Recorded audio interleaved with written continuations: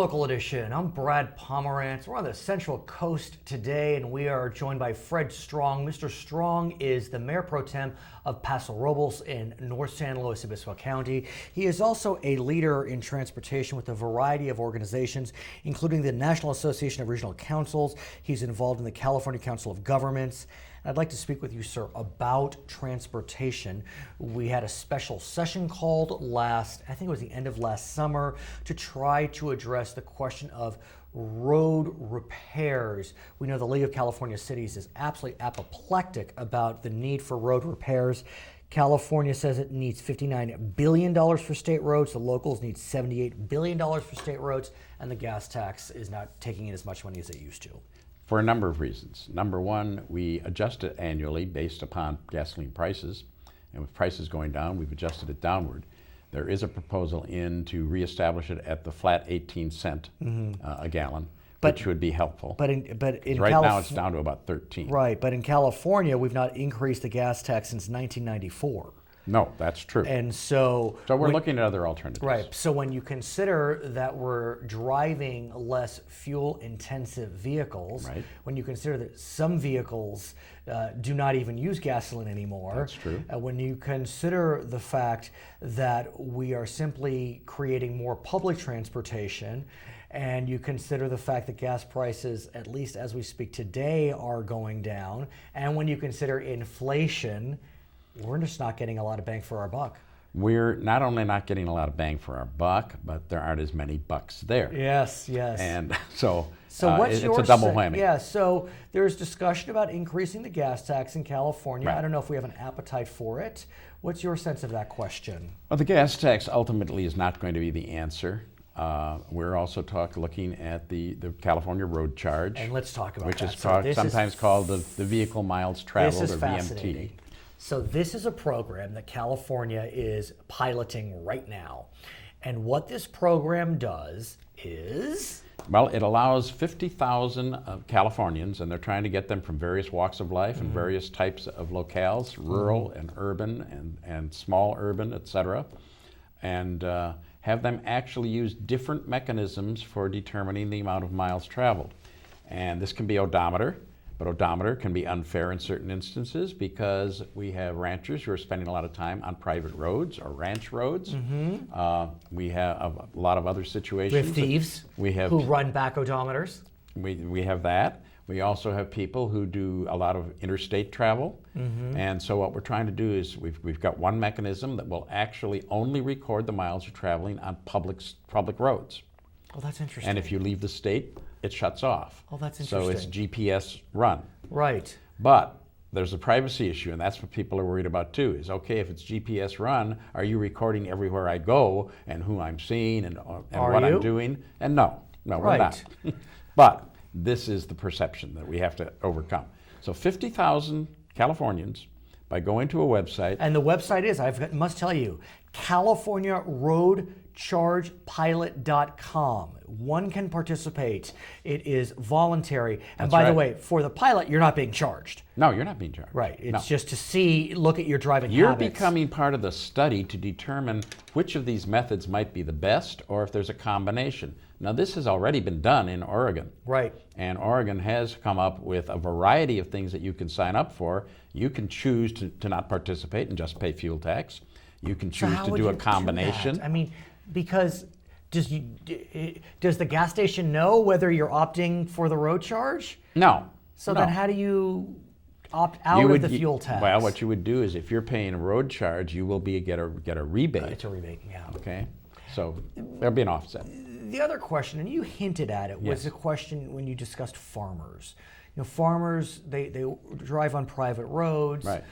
They may be driving their vehicles far distances to deliver their products. Right. But what about folks, let's think about, for example, the Los Angeles area. Okay. They may live in the Inland Empire because the housing is more affordable. That's true. Or they may live in Ventura County where the housing is more affordable. Right. Then they drive into Los Angeles County. They're having to drive a lot more than the folks that can afford to live in the city of Los Angeles. True, but now let's look at the other side of that. If they're driving in, they're using the roads and they're causing wear and tear. They are, but is it, and again, I'm having a philosophical conversation. Yes, is I it understand. fair to penalize, if you want to call it a penalty, or require folks who just want a better life with a bigger home and a yard to have to pay more? I mean, I guess in some ways they are with the gas tax. Yes, I mean, they already are. Sure, and let's put it this way. We all are created equal, but we don't remain equal. I mean, okay? in the end, We have different talents, we achieve different levels of education, we acquire different types of jobs at different pay levels, and that's one of the reasons why we either live in the most exclusive neighborhood in the metropolitan area that we would like because we've got the money to do it, or we live way in the suburbs because we don't have the money to do it. But then the total cost of living has to include your transportation. Cost of living includes housing, food, transportation, utilities, it's all amenities. What it's all part of the package. Is that the Howard Jarvis Association, which is notorious, I shouldn't say notorious, is well known for opposing tax. They're not outright opposed to this road charge, this mileage fee. Well, remember, Howard Jarvis originally really was formed for Prop 13. Of course. And actually, I was the legislative advocate or lobbyist in Sacramento for the California Homeowners Association. Back then? At the time that we did that. Oh, you're kidding. So you know from what you speak. I chaired the Proposition 13 campaign in Sonoma County. Interesting. So I know that very well. And you know the group. So I know the group. So are you surprised and, that well, they at haven't this come out time, against? I see that the group has really shifted. It has become much more corporate oriented. Oh, that's interesting. And they're much more focused on split roll than they are. Well, they're on willing to else. accept. Well, not split roll. Split roll. They're pretty much not, opposed. They're to. No, but they're willing. There's the loophole where if there's an ownership change, people are using a loophole to avoid a reassessment, and they're willing to look at that, which some could say is impressive. Yes. Not as dogmatic as. Well, and it depends upon whether you're talking strictly Howard Jarvis or you're talking his affiliate organizations, because you now get a diversity of opinion in that regard. But we're getting way off topic. But it's important to consider, though, that if we do this, it is a radical change. It is a radical change. And we will need buy-in from a whole host of organizations. Oh, yes. And, for better or for worse, Howard Jarvis does command a certain amount of support. Right. And if they are either neutral or in favor, that gives cover to some anti-tax folks. That's true. Now, here's the other aspect, and I've been very active in that regard for many, many years. And everything costs. Somebody has to pay it somehow.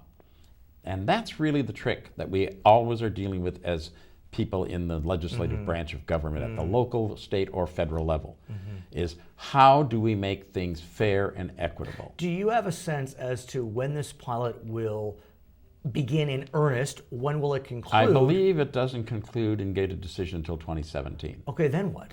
And then we could be potentially looking at changes in the way we fund our transportation, our surface transportation. I know it's premature, but are you excited by the possibility?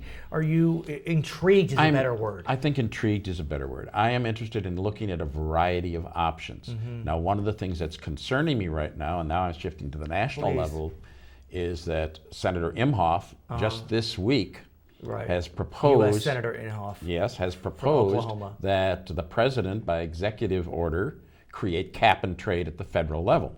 Now, cap and trade in California is already in existence. Mr. Inhofe, the Republican from Oklahoma, wants cap and trade? Yes, sir.